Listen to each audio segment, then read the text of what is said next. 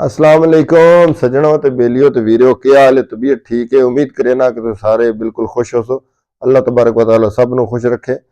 ते बड़े दिन हो गए वीडियो कोई नहीं असी नवीं कोई लाई ते मैं आख्या अज मुड़ एक वीडियो नवीं लाई है ते ये एक बड़ी जरूरी गल आई जिहड़ी तुहाडे नाल करनी आई।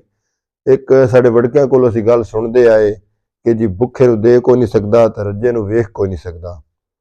इसे तरह एक वाकया होया साडे ਚੱਕ च साडे इलाके दे विच कि साडे कोल तुसीं वेखदे हो हर ਚੱਕ ਦੇ ਵਿੱਚ बड़े ढेर सारे तंदूर लगे होए हुंदे ने आ रोटियां पकाउण वालियां दे।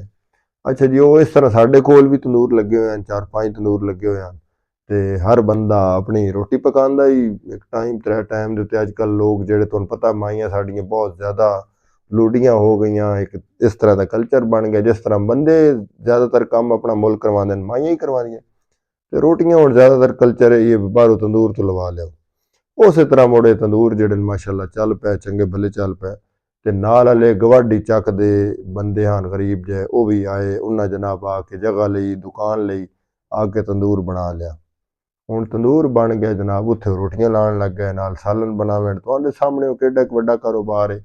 बेचारे कोई 40-50 हज़ार लाया कोई तंदूर लाया नाल रोटियां सालन पकावण लग गए उन्हां दा काम चल पे बंदे बड़े अखलाक वाले हन ते ਉਹ ਜਿਹੜੇ ਅੱਗੇ ਬੰਦੇ ਹੋਰ ਪਾਸੇ ਵਹਿੰਦੇ ਹਨ ਉਹ ਵੀ ਕੁਝ ਬੰਦੇ ਜਿਹੜੇ ਉਹਦੇ ਹਟਣ ਲੱਗ ਗਏ। ਜ਼ਾਹਿਰੀ ਗੱਲ ਹੈ ਰਸ਼ ਦੇ ਵਿੱਚ ਅੱਜ ਕੌਣ ਖਲੋਂਦਾ ਕਿਸੇ ਕੋਲ ਟਾਈਮ ਬੰਦੇ ਜਿਸ ਟਾਈਮ ਉਹਦੇ ਹਟੇ ਨਾ ਤੇ ਉਹ ਹੁਣ ਕੀ ਗੱਲ ਨਹੀਂ ਬਣੀ ਪਈ। ਕੁਝ ਜਿਹੜੇ ਮਾਰਕਾ ਇਹਨਾਂ ਤੰਦੂਰ ਵਾਲਾ ਪੁਰਾਣਾ ਉਹ ਆਪਸ ਵਿੱਚ ਗੱਲਾਂ ਕਰਨ ਲੱਗ ਗਏ ਜੀ ਵੇਖੋ ਆ ਗਏ ਤੇ ਉਹ ਜਿਹੜੇ ਉਹਨਾਂ ਦੇ ਕੋਲ ਆਉਂਦੇ ਉਹਨਾਂ ਨੂੰ ਹੀ ਆਖਣ ਲੱਗ ਗਿਆ ਉਹਨਾਂ ਦਾ ਤਾਂ ਸਹੀ ਕੋਈ ਨਹੀਂ ਤੰਦੂਰ ਤੇ ਉਹਨਾਂ ਨੂੰ ਹੋਰ ਕੋਈ ਨਹੀਂ ਜਾ ਲੱਭੀ। ਇੱਕ ਬੰਦਾ ਤਾਂ ਛੁੱਟਾ ਉਹ ਮੁੰਡਾ ਉਹਨਾਂ ਦੇ ਤੰਦੂਰ ਤੇ ਜਾ ਕੇ ਉਹਨਾਂ ਨੂੰ ਆਖ ਵੀ ਆਇਆ भाई ये तुसी तो बिल्कुल गलत कर रहे हो ये काम ही ठीक कोई नहीं तो इस वास्ते इंज नहीं करना असा तुहाडा बंद छोड़ना तो तुहानूं कुट छोड़ना तो बजा छोड़ना।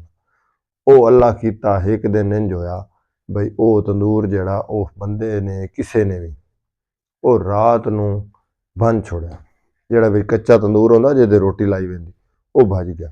हुण जिस टाइम तंदूर भजिया वो सुबह होई तो जनाब मैं भी लग गया तो बड़ा बंदे ढेर सारे खलोते हुए उस गली दे विच इकट्ठे हो गए मैं भी इंज लगदे सुनिया बई के मसला बनया उन्हें आख्या जी तंदूर भज गया वो वाला मसला बने। मैं जनाब कोई नहीं खलोता मेरी आदत कोई नहीं मैं अक्सर घर ही रहना जो कोई काम होया या नमाज पढ़न गया या नहीं तो ज़्यादा घर रहा ओ जी मैं घर आ गया कोई दूसरे दिन खबर लभ भी वैंदी हाँ बई के बनया जी हाँ खबर इंज बनी जी वो आखिरकार इंज होया बई ओ तंदूर भनण वाले जनाब जिन्हां दा तंदूर भजिया उन्हां जिन्हां दे कोल बैठे उन्होंने आख्या भाई साडा तंदूर भज गया तुसीं जिम्मेदार हो साडे ज़ाहिरी गल है तुसीं असीं तुहाडे कोल आके बैठे दूए ਚੱਕੇ चों ਉਹ ਸਾਨੂੰ सूह लै दिओ। उन्हें जनाब सूह लई पता कर दिंदे कराउंदे उन्हें पुलिस वाले नूं रिपोर्ट दित्ती। वो आखिरकार जनाब ਚੱਕ ਦਾ एक बंदा तंदूर वाला नप्पिया गया। वो नप्पिया गया तो वो बिरादरी ज़ाहिरी गल ਚੱਕ के जितने मसाइल होंदे ने अक्सर जेहड़े आपस च लोग बह के हल करदे ने पुलिस वाल तो उल्टा ज़्यादा खर्चा होंदा।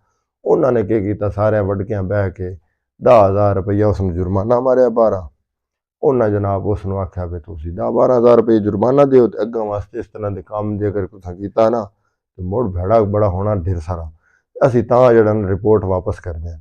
वो पुलिस की रिपोर्ट वापस हुई शर्मिंदगी उत्तों हुई 12-13 हज़ार रुपया भी लग गया तो वो जनाब दुनिया मार के तो 12-13 हज़ार रुपया लिया उन्हें बेचारे अपना तंदूर ला लिया दोबारा मुड़ काम चल पिया। इस तो हुण अज ये सबक के मिलिया सबक ये मिलिया किसी भी किस्म के हसद तो बचो भावें कोई बंदा निक्का काम कर रहा है भावें कोई वड्डा काम कर रहा है हर किसी नूं रोज़ी अल्लाह ने देनी है। दुकान नाल दुकान शहरां जुड़ी हुई होंदी लेकिन वेखदे हो वो सारे अगर तुसीं जट बंदा कोई जावे ना तो वो जनाब 100 रुपये का रोला पै जाए वो बेचारे जट नूं ढा देन सारे इकट्ठे होके उन्हां दा इतिहाद इतना होंदा।